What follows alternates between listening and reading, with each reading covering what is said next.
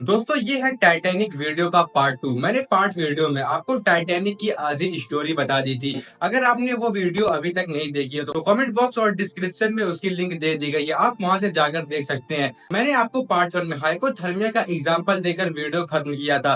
तो आइए आज की वीडियो हम शुरू करते हैं वहीं से जहाँ से हमने खत्म किया था।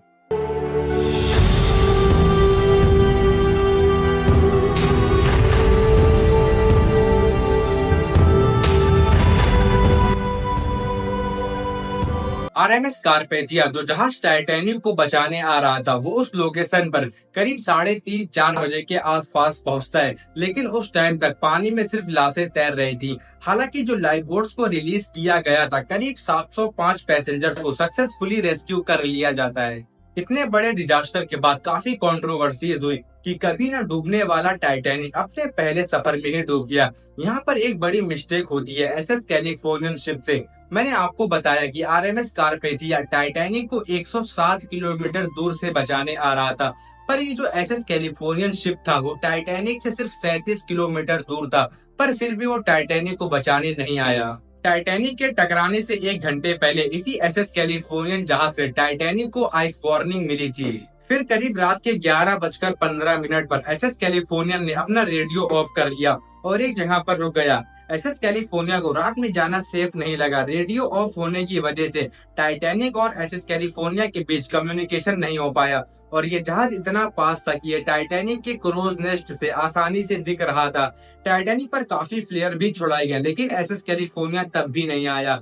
हालांकि एसएस कैलिफोर्निया शिप के कैप्टन स्टेनली फिलिप लॉर्ड को लगा कि लोग टाइटैनिक पर पार्टी कर रहे हैं, क्योंकि इसमें सिर्फ अमीर लोग ही ट्रेवल कर रहे थे। उसके बाद स्टेनली लॉर्ड को भी काफी क्रिटिसाइज किया जाता है कि ये उनकी गलती है।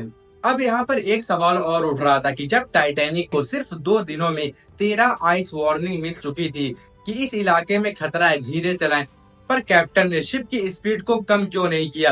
व्हाइट स्टार लाइन जो कंपनी टाइटैनिक को ऑपरेट कर रही थी, उसके chairman and manager Joseph Bruce ने कैप्टन स्मिथ से कहा कि शिप की रफ्तार धीरे नहीं होनी चाहिए। ऐसा इसलिए कंपनी चाहती थी कि टाइटैनिक अपना पहला सफर साउथहैम्पटन से इंग्लैंड सिर्फ 6 दिनों में पूरा कर ले, ताकि टाइटैनिक न सिर्फ सबसे महंगा लग्जरी बल्कि सबसे तेज शिप बन जाए। इस डिजास्टर के बाद काफी सारे नए रूल्स लाए गए, जैसे हर शिप में एक सफिशिएंट अमाउंट में लाइफ बोट होनी चाहिए। फिर धीरे धीरे लोग टाइटैनिक को भूलने लगे थे, मगर 1985 में टाइटैनिक की बातें एक बार फिर से शुरू हुई, जब इसे डूबे 70 साल हो चुके थे। रॉबर्ट बैलॉर्ड, एक अमेरिकन ओशियन एक्सप्लोरर, ने टाइटैनिक के रेक को ढूंढ निकाला, वो भी समुद्र में 3800 मीटर नीचे। तब तक टाइटैनिक का 50% हिस्सा खत्म भी हो चुका था। हालांकि इसके बाद टाइटैनिक से कुछ सामान को बाहर निकाला गया।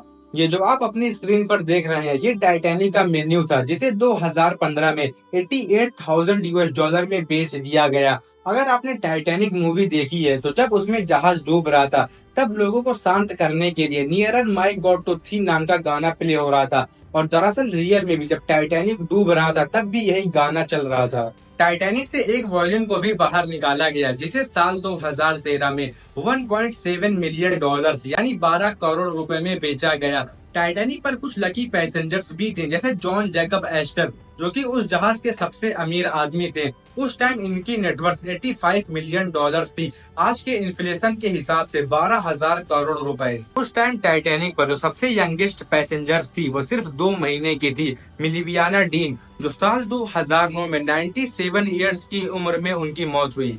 आपने हर्शे मिल्क चोकोबार जरूर खाई होगी। इस कंपनी के फाउंडर मिल्टन हर्शे, जो इस दुनिया के लकीएस्ट पर्सन की लिस्ट में आते हैं, क्योंकि इनका भी टिकट टाइटैनिक में था, पर कुछ बिजनेस मीटिंग की वजह से ये नहीं जा पाए।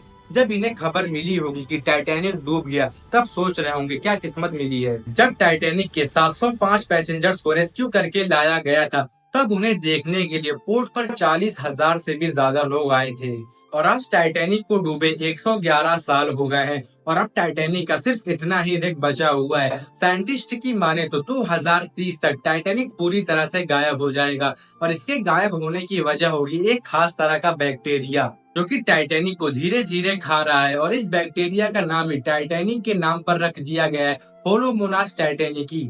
टाइटैनिक में 2223 पैसेंजर्स थे, जबकि इस जहाज में 3,500 लोगों की कैपेसिटी थी। जब व्हाइट स्टार लाइन कंपनी ने टाइटैनिक को पहली बार समुद्र में उतारा तो इसे देखने के लिए 1 लाख से भी ज्यादा लोग आए थे। अब आइए कुछ फन फैक्ट्स को जानते हैं। टाइटैनिक मूवी को 1997 में रिलीज किया गया था।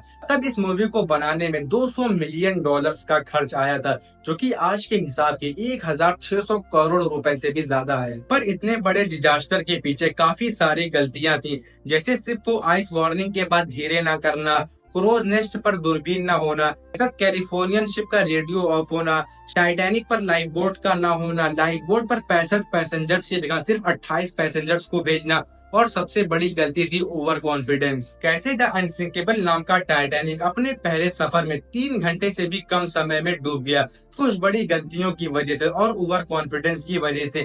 इस इंसिडेंट से जो हमें सबसे इम्पोर्टेंट चीज सीखने को मिलती है कि confidence is good but over confidence is harmful. तो दोस्तों यही थी टाइटैनिक डिजास्टर की पूरी कहानी। आई होप आपको वीडियो अच्छी लगी होगी। अगर आपको वीडियो अच्छी लगी हो तो वीडियो को लाइक करके कमेंट बॉक्स में जरूर बताएं, और अगर चैनल पर नए तो चैनल को सब्सक्राइब कर लें। मिलते हैं जल्दी किसी नए वीडियो में किसी नए इंटरेस्टिंग टॉपिक के साथ।